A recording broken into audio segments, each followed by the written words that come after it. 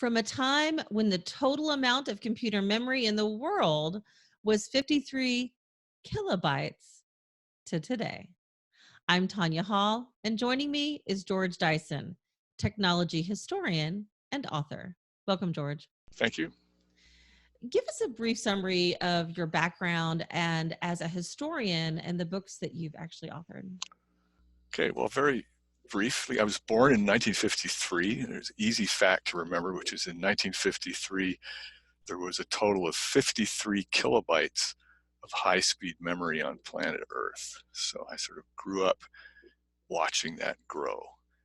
And my main career was as a boat designer and boat builder, and my first book was about that, called Bidarka. And my second book was completely different. It was called Darwin Among the Machines. It was sort of I think the last book about the internet written without using the internet. It was actually written in this beer cooler I'm sitting in now, 25 years ago. And then came a book called Project Orion, which was about a classified pre-NASA space project, very ambitious, to send a 4,000-ton ship throughout the solar system. And so my job was to talk to all the people who worked on it and dig out declassified documents. And that was followed by Turing's Cathedral, my last book, which was sort of the book about the transition from numbers that mean things to numbers that do things at the end of World War II. And a new book that's not out yet. Which any spoilers on that? It's called Analogia, and it's sort of a Western, and it's a lot of it's about analog computing, vacuum tubes, and that kind of stuff. Exciting to see that come out. So there's a saying in history that history repeats itself. Is the tech industry old enough for any of its cycles to begin to replay? Well, yes, definitely. I mean, of course, to me, the tech industry goes back to, 60, 70,000 years ago, sort of the first big revolution in technology, and there have been a series of them. So very much so, we're sort of in this cycle that we call the digital revolution, but it's already, in my view, cycling into something else. And those trends certainly come back, and I think it's a huge mistake not to look back, because otherwise, you can learn a lot from looking at the past. You sort of predicting the future is really a gamble, but looking at the past is always productive. What's the one thing that you think that comes to mind that's actually is repeating itself that we should think about? Well, we're in the middle of a fundamental transition. The transition that I spent decades studying was sort of the transition from analog to digital, where we took all this analog equipment that was left over as war surplus from World War II, and then a bunch of various groups of sort of oddball nonconformist people, including a lot of women, used that hardware and put it together to build digital machines, which was very revolutionary at the time. And we're living in that revolution. But what we don't see is we're doing exactly the same thing now. Now we're living in this sort of sea of effectively war surplus free digital equipment, and the same kind of oddball eccentric groups of people are building analog computers out of it. And that, I believe, is the next revolution that we're entering into. Somehow we're doing it sort of very blindly and with the same problems we had with the digital revolution, where it was very hard for these early pioneers to convince people that, well, you could transmit voice over digital transmission. Oh, you can't do that. Voice is analog. And of course you can. We're doing it right now. What are some of the big human and social questions related to technological advancement that we're overdue in answering? Well, that's a big question. I mean, of course, we're suddenly sort of seeing all these social issues, that these technologies that seem to just only be producing wealth and good. We now, of course, it's very fashionable now to look at the dark side, but that's always been true, and that's again where we have to learn lessons from the past, as well as looking ahead to not repeat some of those mistakes. I mean, some of the best things we have came out of some of the most evil projects. I mean, that's sort of what my last book was about, was how the how really the digital revolution came out of the hydrogen bomb projects, or this effort to build the most destructive device in human history produced also sort of the most constructive device. So uh, you can't throw, you never know where to draw the line, but it's important to to stay on the right side. What should the young understand today about forging their lifelong digital footprint? And what should those who are more mature understand about their digital legacy?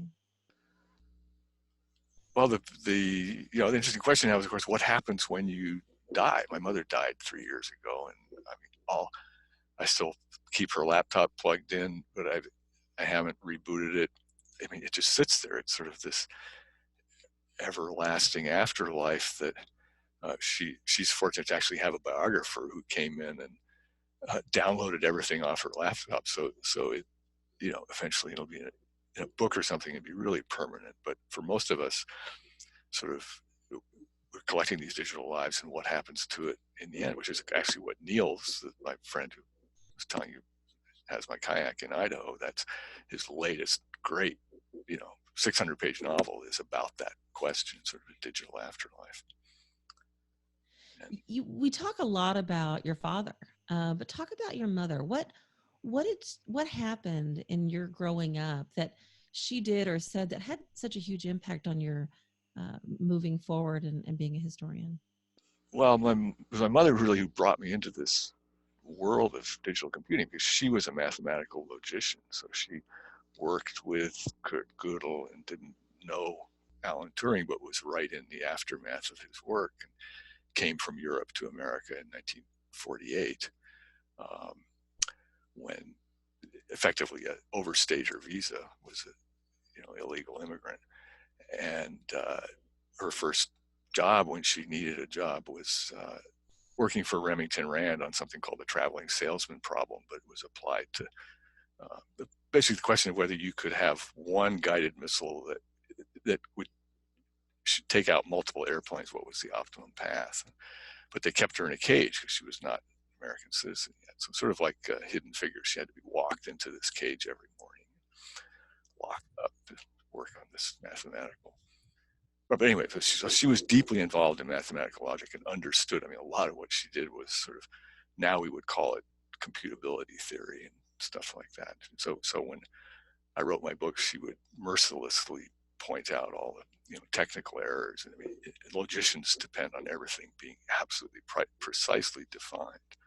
Whereas my father was a physicist, so he sort of came on a different side of things. But this world of computing is so deeply and intimately connected to mathematical logic, and I certainly got that that understanding from her. It passed on to my sister Esther too, in a very interesting, different way. I don't think my mother would ever dream that her daughter would become a venture capitalist, basically in the field of mathematical logic.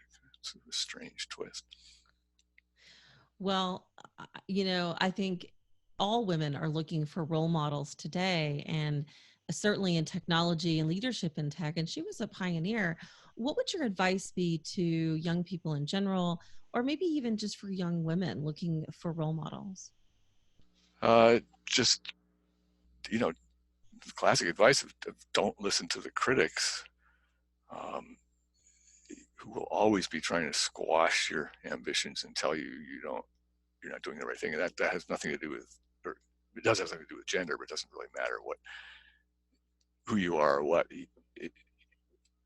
I came from this very privileged background, and still I had teachers who, I've got a note on my wall, telling me I'm failing English, and then I became a writer. It just doesn't work that way. You do what you feel like doing, and don't hesitate to completely switch fields if one direction isn't going the right way. Just change. It's a huge mistake to think that you need to plan your life in some uh, deliberate way.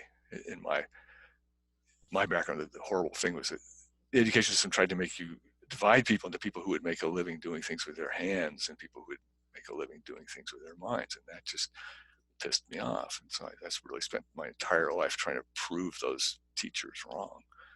then I would do both. I love your determination. And our history is full of disruption, and you're talking about defying it. And although this didn't always happen on a quarterly basis, human history is full of social upheavals and disruptions. So, what lessons should we learn from those as we look ahead into the future, full of potential upheavals and disruption caused by emerging technology? Well, yeah, ignore the experts. I mean, the classic, again, the example that I spent so much time with, or one, there's the space project was one example, but the other is the digital computer, which came out of this. It wasn't the machine called the Maniac that really is the archetype of every microprocessor we use. It wasn't built in a computer lab. It was built at this very strange place where nobody had ever built a computer. Nobody had actually even built a laboratory. If it could have been built at IBM or Bell Labs or one of those, or MIT, but they knew how to build computers. The fact that it was disruptive was it was built by people who didn't know how to build computers, had a completely different idea of how to go about it, and nobody really paid them much attention, of course, until they got it working. And that's exactly that will remain true. That the real, by definition, the innovations are not things you're looking for. They come from left field. That's a huge danger for science, distinguishing science from technology. That there's increasing, as science becomes more and more expensive, it has to be reviewed beforehand, and then you are only going to find things you're looking for, because you have to, in order to get the funding, you have to explain what you're looking for, and then suddenly you're not going to find anything unexpected. You risk not having these fortuitous accidents that brought us so many of the breakthroughs of the past. What realm of emerging technologies concerns you the most, and what realm holds the most potential for good?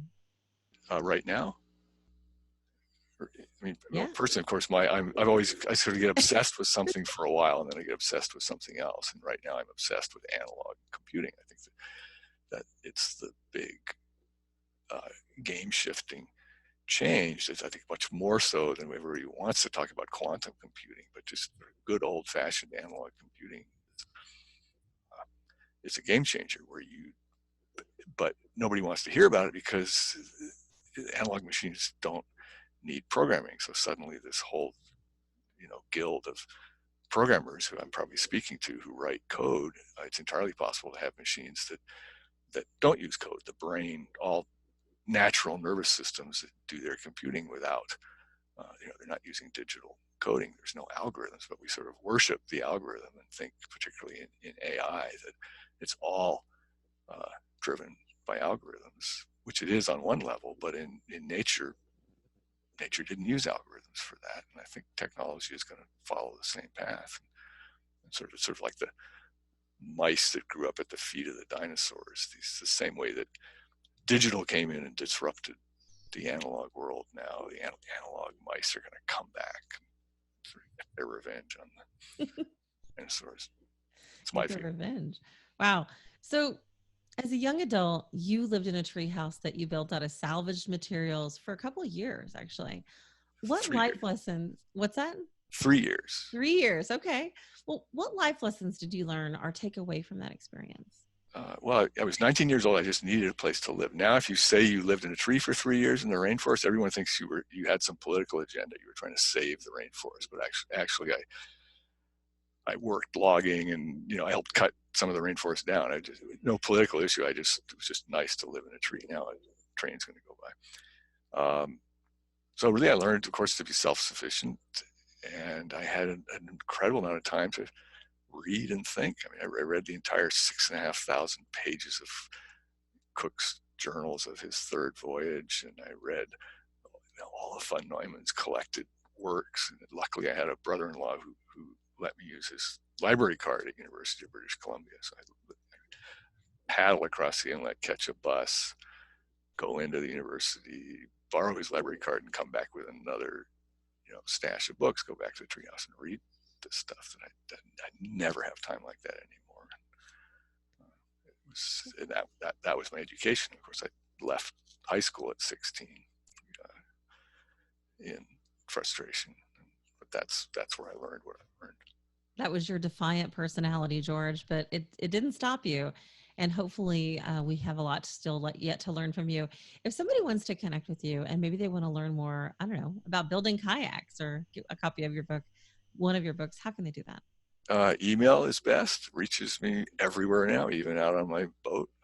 And the address is simple. It's Dyson, GDYSON at Gmail.